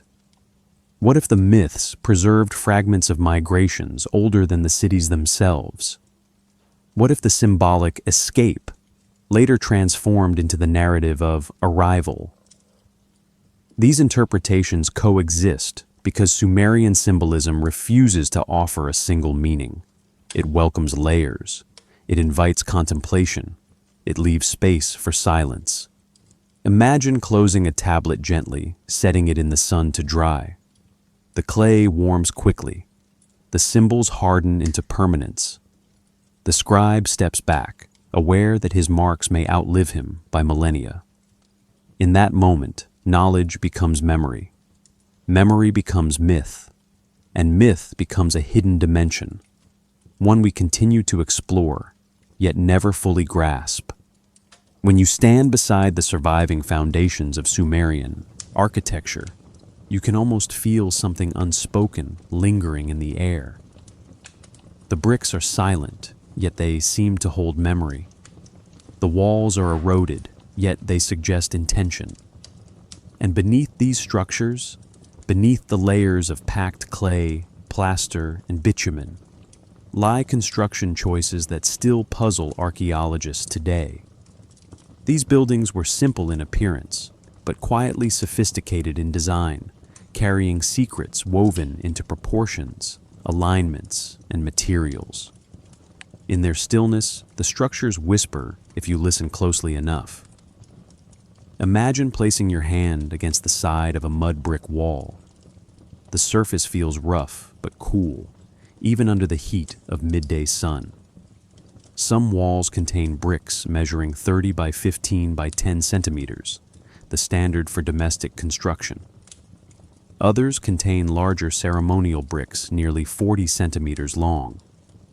But beneath the visible layer, researchers have discovered alternating densities of mud brick, dense layers for load-bearing strength, lighter ones for temperature control. Perhaps these layers were practical solutions to climate. Perhaps they encoded symbolic meaning: earth, air, water, fire, stacked in repeating order. Or perhaps they were simply the result of efficient labor organization. The possibilities sit quietly beside one another. Where ziggurats rise, the hidden dimensions deepen further. These massive platforms were not hollow, nor were they solid. Instead, they contained inner chambers and reinforced cores made from compacted earth. Ground-penetrating radar reveals channels running through these cores, some aligned vertically, others horizontally. Scholars debate their function. One interpretation suggests they were structural supports. Another proposes ventilation. A more symbolic view links them to ritual pathways, routes for movement of sound or offerings. What if these channels amplified low-frequency chants? What if they served as resonant cavities, meant to echo ritual voices? Modern acoustic modeling hints at these possibilities, though no final answer exists. Beneath some temple complexes, archaeologists have uncovered brick vaults, curved chambers built using corbelled techniques.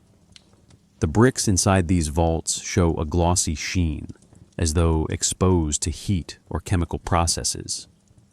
Perhaps these areas stored sacred materials requiring stable humidity. Perhaps they were places of transition, liminal zones between ritual and everyday life. Or perhaps they were meant to remain unseen entirely, part of the temple's hidden body. The quiet mystery of these vaults continues to draw researchers into patient study. Imagine walking through a partially reconstructed Sumerian courtyard. The ground beneath you feels firm, reinforced by layers of compacted clay. The smell of old plaster drifts gently in the air. Along one wall, decorative niches, each about 25 centimeters deep, create a rhythmic pattern. These niches appear simple, yet their spacing matches certain astronomical intervals. On specific mornings, shadows cast by the niches fall in sequences that resemble early counting systems. Was this intentional? Perhaps. Or perhaps it was an aesthetic coincidence.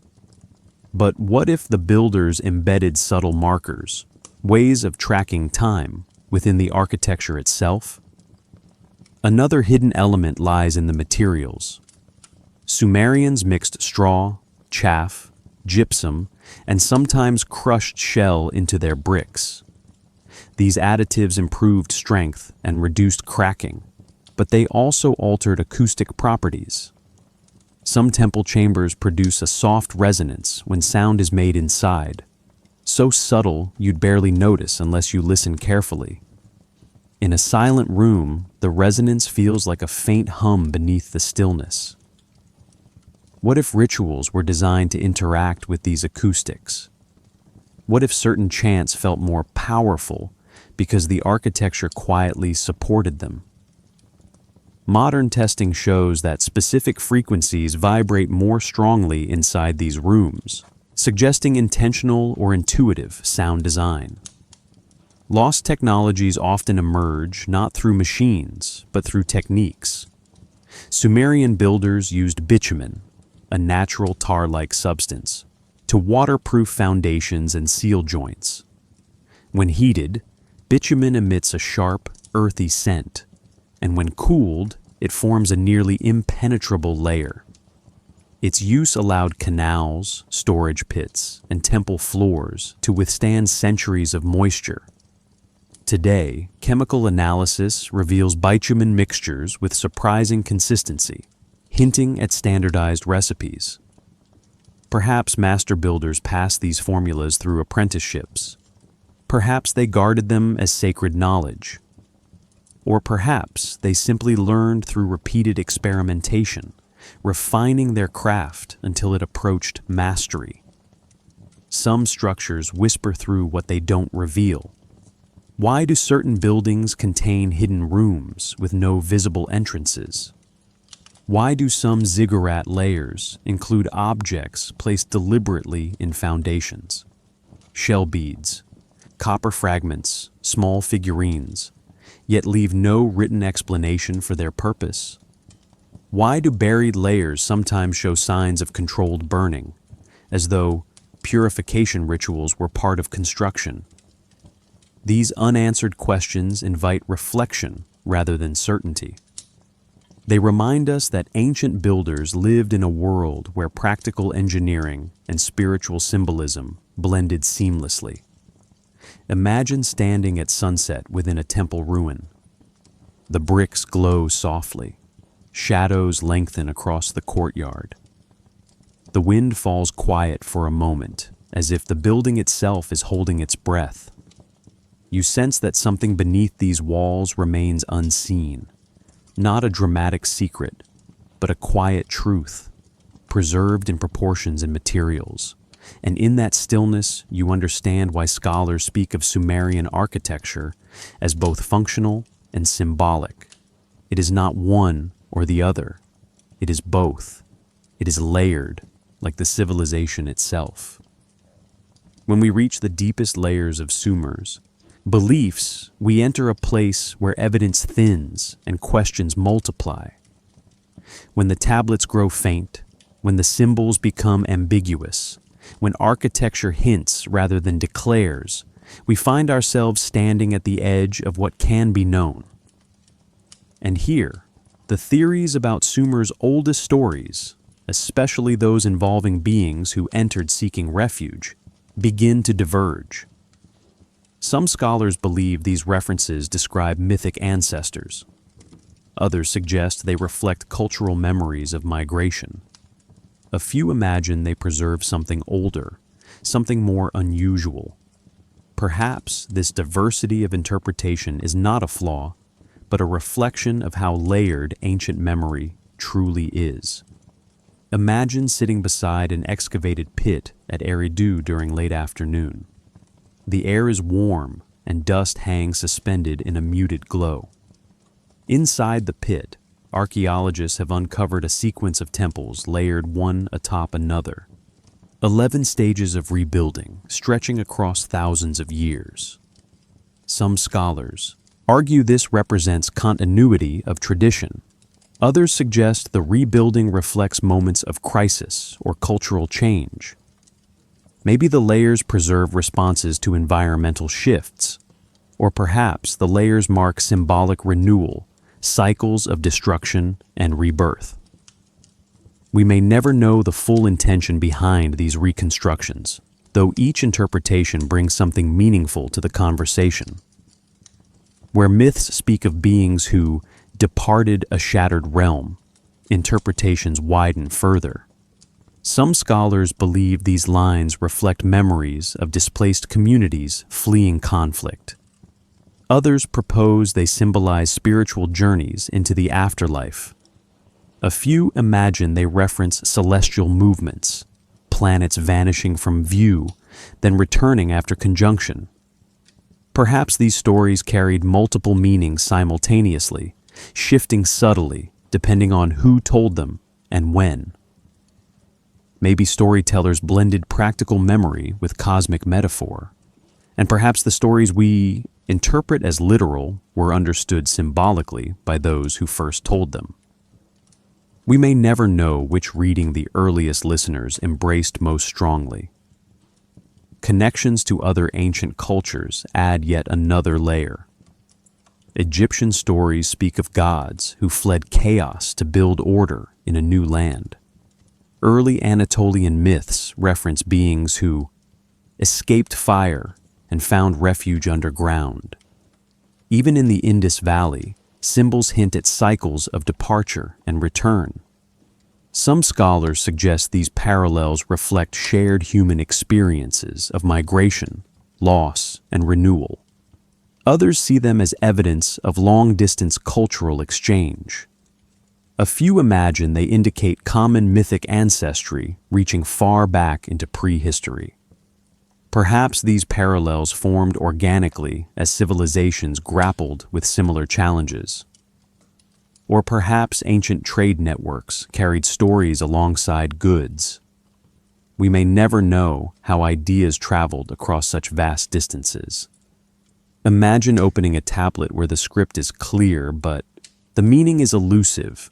You can read every symbol, every verb, every numerical notation. Yet when you reach the line referring to the ones who sought shelter beneath unfamiliar stars, you feel a pause. The phrase is poetic, evocative, but ambiguous. Was it meant literally, historically, cosmically? Some scholars interpret it as a reference to refugees settling in a new land. Others suggest it reflects an astronomical event seen as an omen. A few propose it represents distant mythic ancestors whose story evolved through centuries. Perhaps the phrase was intentionally layered. Maybe ancient scribes embraced ambiguity rather than avoided it. Even the construction of ziggurats invites competing theories. Some researchers argue they were built strictly as temples. Others see them as cosmological symbols, mountains representing the meeting point of heaven and earth. A few imagine they were observatories, and some propose they served all these purposes at once. Perhaps the builders themselves held multiple intentions. Maybe practical and symbolic functions blended seamlessly. What if the ziggurat was both a sanctuary and a calendar, both a monument and a memory? We may never know how ancient worshippers understood these structures in their hearts, though their scale suggests profound meaning. Perhaps the most enduring question surrounds the language used in myths of arrival and escape. Some scholars suggest translation nuances have exaggerated differences. Others argue the language genuinely reflects shifting cultural memories. A few imagine the stories were meant to preserve something too fragile for direct words. Maybe this ambiguity was the point, an invitation to reflect, not a puzzle to solve. Perhaps the myths were less about origins and more about identity, resilience, and continuity. And maybe the very act of retelling the stories kept communities connected to something older than themselves. What if, instead of searching for one answer, recognize that the value lies in the coexistence of many? What if the mystery is not a gap to be filled, but a space that deepens our understanding of how ancient people saw the world? We may never know why certain phrases repeat across centuries. We may never know the full intent behind symbolic constructions. We may never know what memories shape the earliest myths. And yet, these uncertainties do not diminish the legacy. They enrich it. When we reach the farthest edge of Sumerian history, the place where evidence grows thin and meaning becomes atmospheric rather than literal, we begin to see how vast the horizon of uncertainty truly is.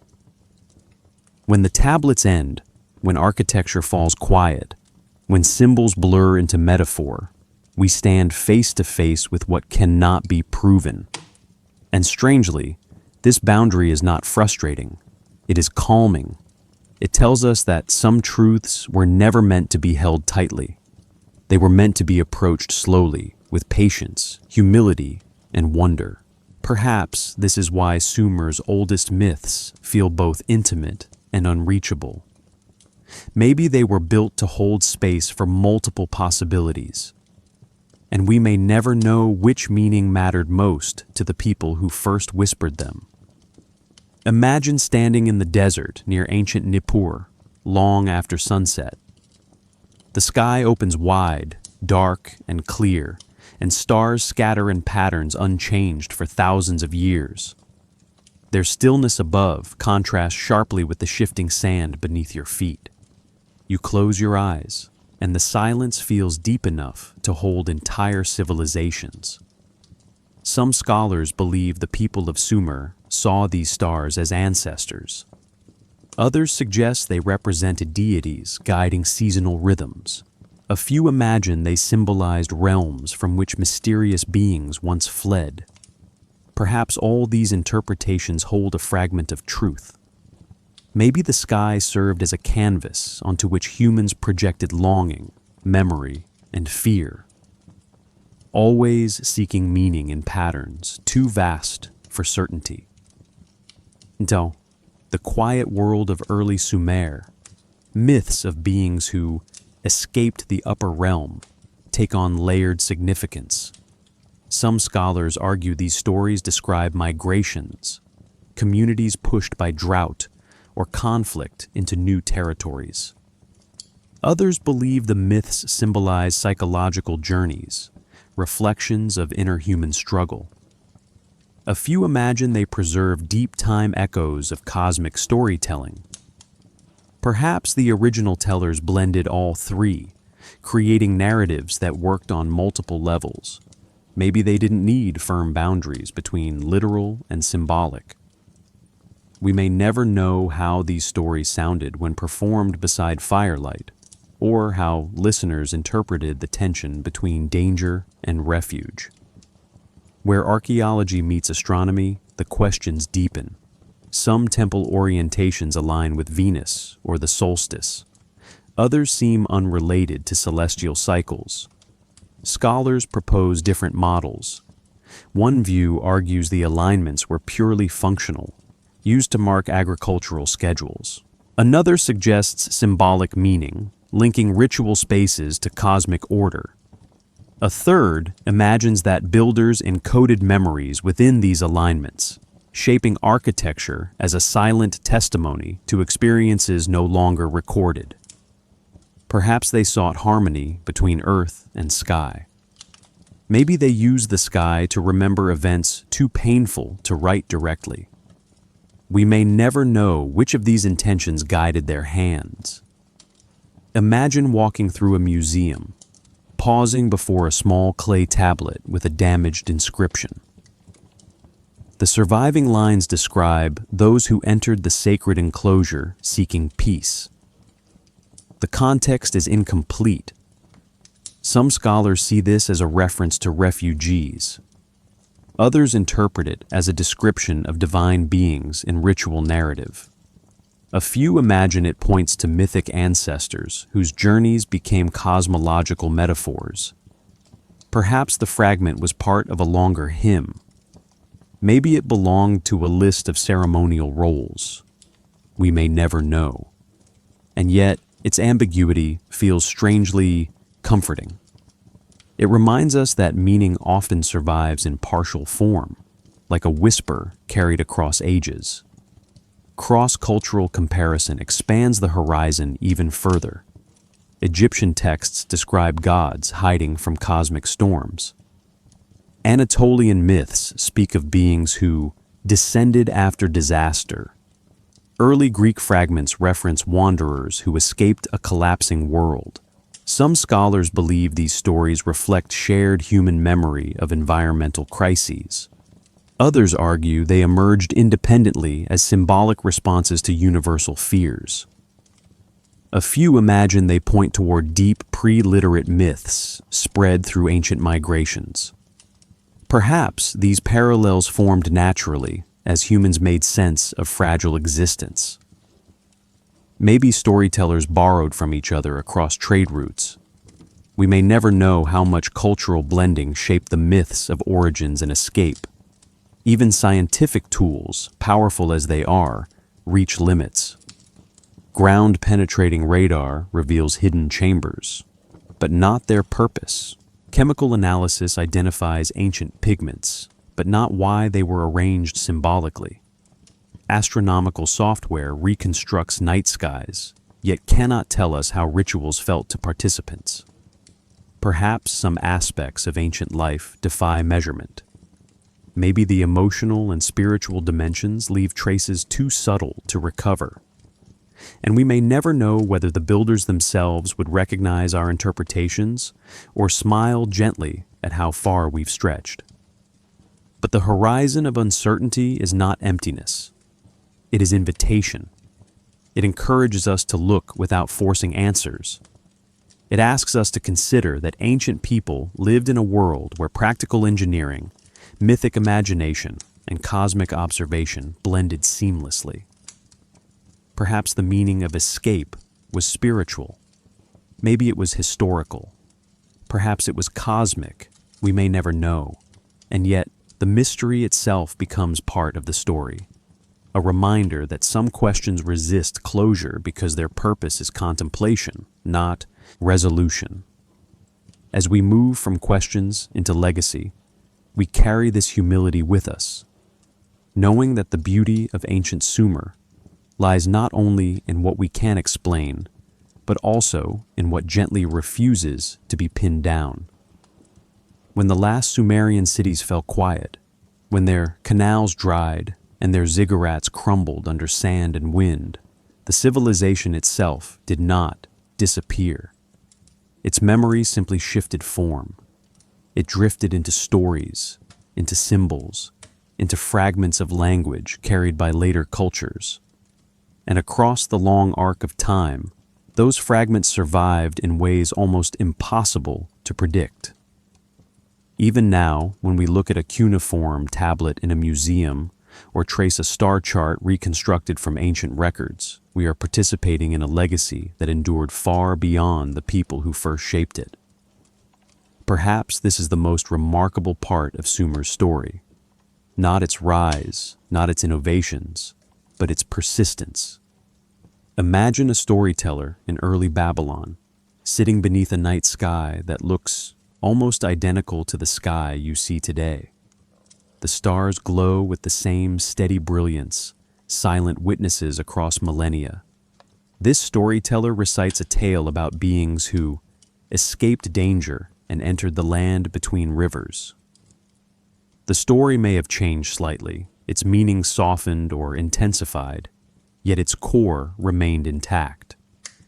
Myths are resilient, they adapt, they travel, and even now, echoes of those early narratives appear in later epics, Gilgamesh, the Atrahasis flood story, even distant cultural myths that share themes of wandering, refuge, and cosmic order. Memory survives not only through clay and stone, but through the human urge to keep telling. Where the physical legacy is concerned, archaeology provides the bridges. In the mid-19th century, explorers like Austin Henry Layard and Hormuzd Rassam uncovered mounds near Nineveh and Nimrud, revealing the first extensive collections of cuneiform tablets. The moment those tablets were brought into light again, a forgotten world began to speak. Even now, new excavations at sites like Tel Brak, Lagash, and Eridu continue to reveal layers of the past. Fresh tablets, fragmented seal impressions, pieces of architecture that refine our understanding. Still today, archaeologists use satellite imagery to map ancient canal systems, uncovering networks invisible from ground level. And even now, multispectral imaging brings faint inscriptions back into clarity, allowing unreadable tablets to speak again. Consider the continuity hidden in something as simple as timekeeping.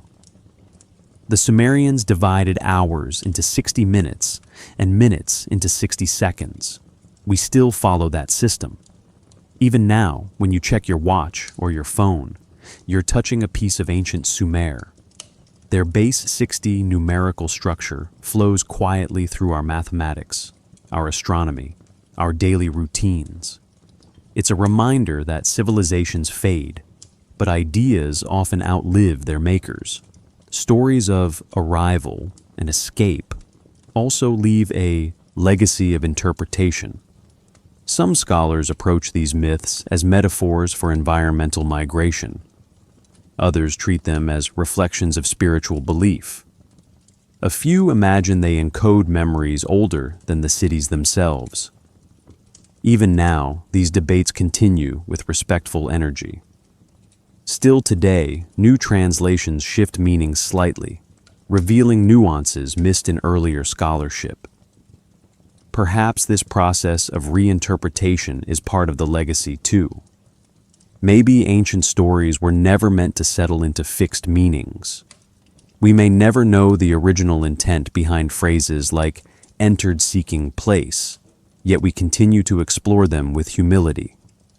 Imagine a modern researcher in a quiet archive, holding a tablet that has survived 4,500 years. The clay feels grainy under gloved hands. Light from a small lamp falls across wedge-shaped strokes, each one made by a scribe long gone.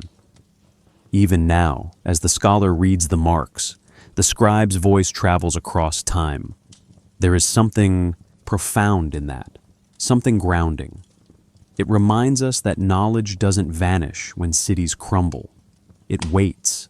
It rests in silence until hands of another age lift it back into the present. The continuity extends to the landscape itself. The Tigris and Euphrates still flow. Their waters still carve patient paths across the plain. Patterns of flooding and drought still shape the region, much as they did for early farmers who built the first irrigation networks. Even now, standing near the riverbanks at dusk, you can feel the same warm wind that brushed the skin of Sumerian workers thousands of years ago.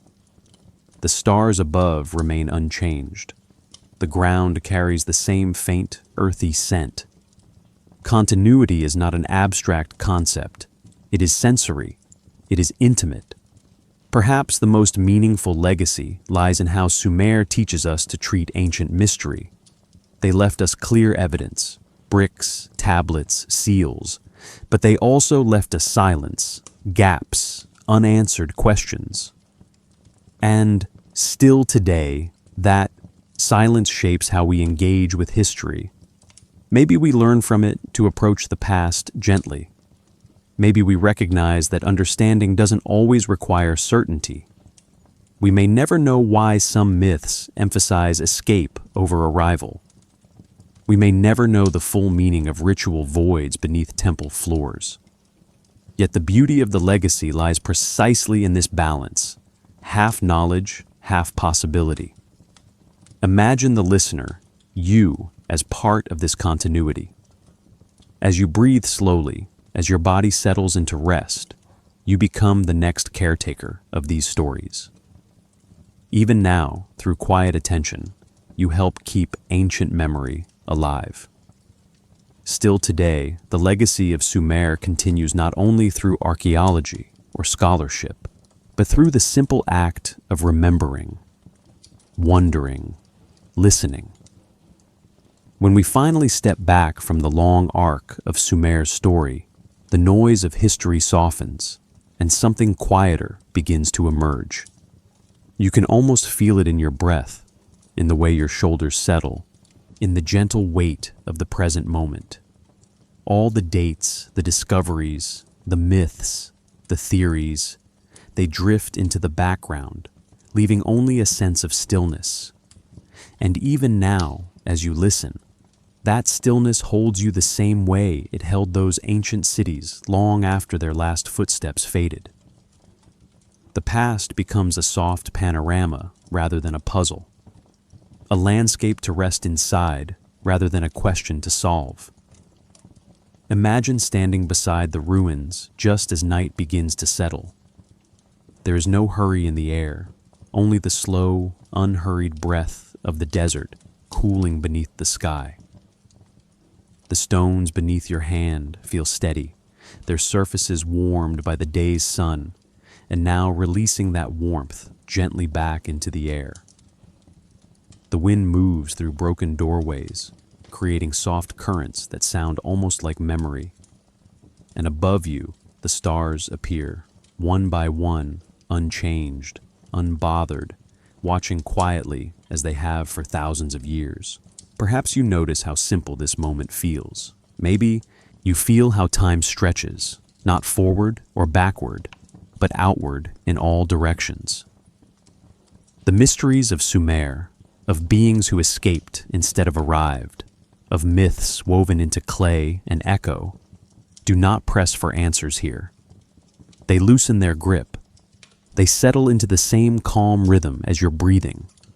We may never know what certain lines truly meant. We may never understand every symbol or intention. Yet the acceptance of not knowing carries a kind of peace. Knowledge has its shape. Mystery has its place. And the two coexist the way the land coexists with the sky, one grounding, one endless. Together they form a balance that invites rest rather than certainty. Even now, traces of those ancient cities remain beneath layers of earth. Even now, tablets rest in museum drawers, their stories preserved in silence. Even now, scholars continue uncovering fragments that shift understandings in small, patient ways. And still today, the stars continue rising over the same horizon where Sumerian priests once watched them, each cycle returning with deliberate familiarity. You are part of that continuity simply by listening, by being present, by allowing the ancient and the present to meet for a moment inside your awareness. Imagine the ruins after midnight. The wind moves gently across the empty courtyards. The moonlight settles on broken bricks, turning them pale and smooth as bone. Nothing is hurried. Nothing is lost. Everything simply is. Stone does not cling to its past. It remembers by existing. Winds do not carry sorrow. They carry movement. The stars do not demand interpretation. They offer light, patient, and soft. And you, drifting into rest, are allowed the same simplicity. No pressure to hold the story, no effort to reach conclusions, just quiet presence. And as your breath slows, the world narrows to small sensations. The ground beneath you, the air brushing your skin, the slow rhythm of your heartbeat. These are constants, just like the ancient rhythms that shaped the earliest cities. Continuity is not something far away. It is here, in the gentle rise and fall of your breath. It is in the soft awareness that thousands of years pass, yet stillness remains accessible, familiar, waiting, wind still moving over ruins, stars still watching, stone still remembering, and everything continues, quietly, patiently, without needing to be complete.